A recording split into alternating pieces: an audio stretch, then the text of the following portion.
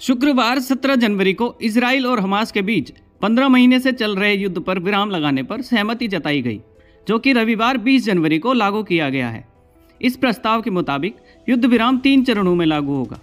पहले चरण के तहत इजराइल की जेलों में बंद फिलिस्तीनी कैदियों के बदले हमास के कब्जे में मौजूद इजरायली बंधकों को रिहा किया जाएगा।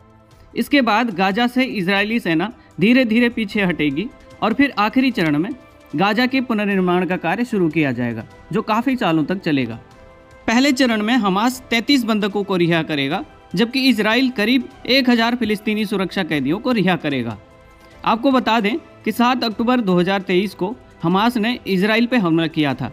इस खौफनाक हमले में इजराइल के 1200 लोग मारे गए थे और 250 लोगों को हमास के आतंकी बंधक बनाकर ले गए थे। आज भी इजराइल के कई लोग हमास की कैद में हैं। इसके बाद जवाबी कार्रवाई में गाजा में बड़े पैमाने पर इजरायली सेना आक्रमण शुरू हो गया था, जिसमें हजारों फिलिस्तीनी मारे गए। हमास, जिसे अमेरिका, ब्रिटेन, इजराइल और कई अन्य देशों ने आतंकी संगठन घोषित किया है, ने इजराइल पर रॉकेट दागना जारी रखा। हमास फिलिस्तीनी भूमि पर इजराइल के अधिकार का विरोध करता है। वह अपनी जगह पर और कब्जे वाले पश्चिमी तट, पूर्वी यरूशलेम और गाजा में इस्लाम से संबंधित एक अलग राज्य चाहता है। 7 अक्टूबर के हमलों से पहले हमास के पास लगभग 30,000 लड़ाके होने का अनुमान था, लेकिन अगस्त में इजराइल ने कहा कि उसके बलों ने उनमें से 17,000 से ज़्यादा को मार गिराया है। इजराइल और हमास की इस जंग में अब तक 46,000 से अधिक लोगों की मौत हो गई है। इजराइल का दावा है कि इस जंग में उसने हमास के हजारों लड़ाकों को मार गिराया है। उसने गाजा में हमास के सुरंगों के नेटवर्क को खत्म करने का दावा भी किया है। इजराइल में युद्ध से करीब 68 अरब डॉलर का नुकसान हुआ है। वहीं गाजा और वेस्ट बैंक में 50 अरब डॉलर का निवेश बर्बाद हो चुका है।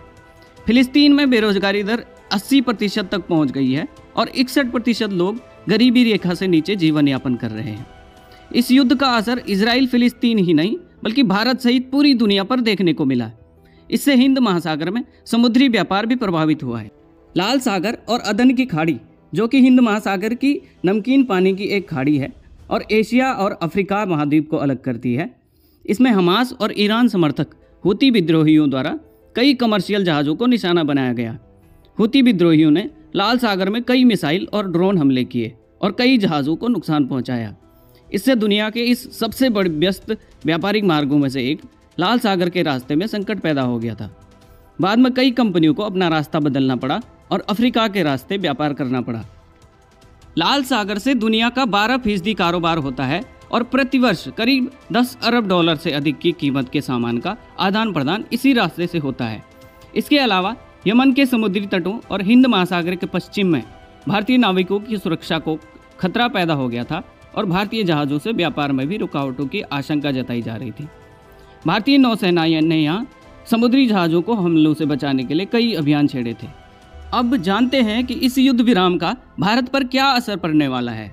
भारत अमेरिका और चीन के बाद कच्चे तेल का तीसरा सबसे बड़ा आयातक देश है। भारत अपनी तेल जरूरत का 85% हिस्सा आयात से पूरा करता है। अगर मिडिल ईस्ट में अशांति बढ़ती है तो भारत का आयात बिल बढ़ता जाता है और महंगा तेल भारत में प्रोडक्शन कॉस्ट को भी बढ़ा देता है। इजराइल और हमास के बीच युद्ध विराम की घोषणा से निश्चित तौर पर मिडिल ईस्ट में स्टेबिलिटी आएगी और तेल आयात में भारत को राहत मिलेगी।